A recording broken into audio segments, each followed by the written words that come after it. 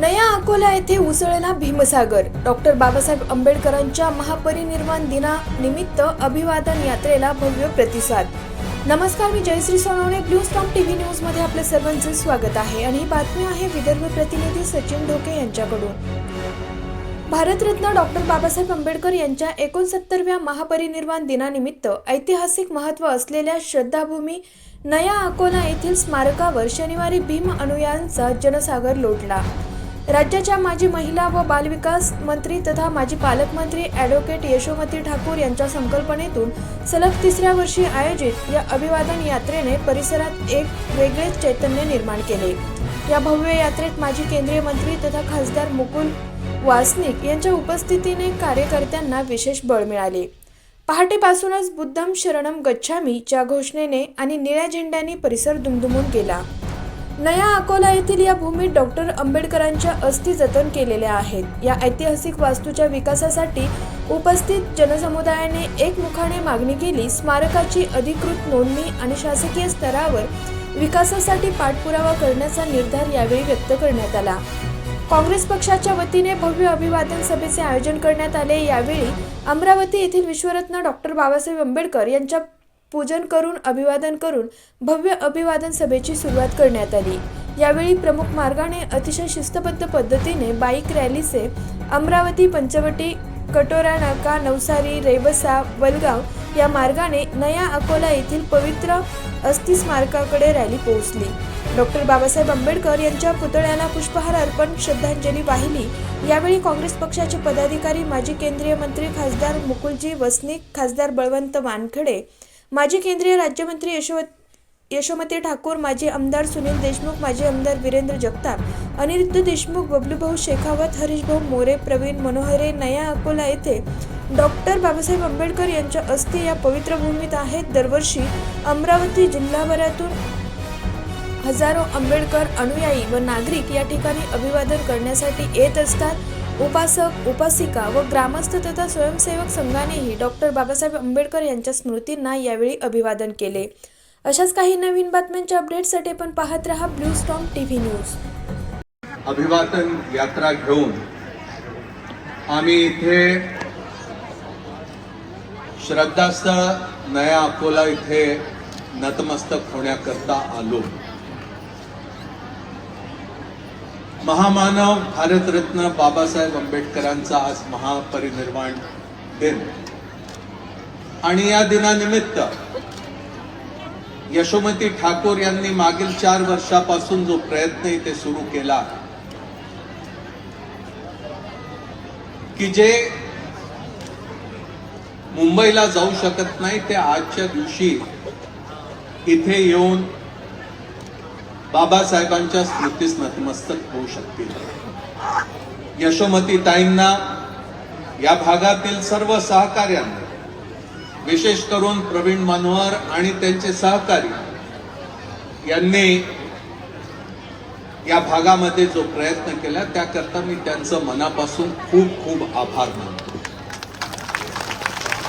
इथे एका पत्राचं वाचन आपल्या समोर करण्यात आलं आणि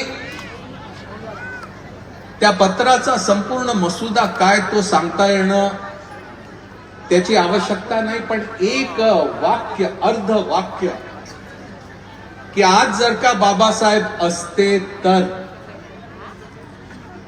तो प्रश्न माझ्या डोक्यात अशा प्रकारे एक धुमाकूळ घालून गेला.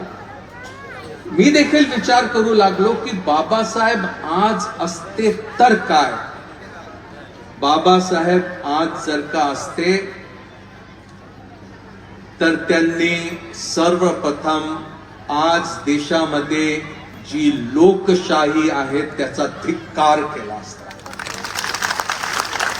काय अशा प्रकारच्या लोकशाहीचा विचार बाबासाहेबांना अभिप्रेत होता? ही अशी लोकशाही, देशाच्या राज्यघटनेमध्ये जी लोकशाही अभिप्रेत आहे ती अशा प्रकारची लोकशाही जिथे विचाराच्या आदान प्रदान करण्याकरता कुठल्याही प्रकारची संधी नाही, जिथे एक प्रकारचा विचार दडपशाहीच्या माध्यमातून लोकांवरती लादण्याचा प्रकार सुरू असतो, जिथे पैशाच्या बळावरती आणि बुद्धी नाही बाजूच्या बळावरती जिथे राजकारण होता, अशा प्रकारची लोकशाही. कल्पना करा 1946 भारताच्या राज्यघटनेच्या निर्मिती करता संविधान सभेच्या निवडणुका झाल्या. त्यावेळेस तर देशामध्ये सर्वदूर काँग्रेस होती, कारण की काँग्रेसच्या नेतृत्वाखाली स्वातंत्र्याची चळवळ लढल्या जात होती. आणि म्हणून संविधान सभेमध्ये बहुतेक जे निवडून आले ते काँग्रेसचेच आले.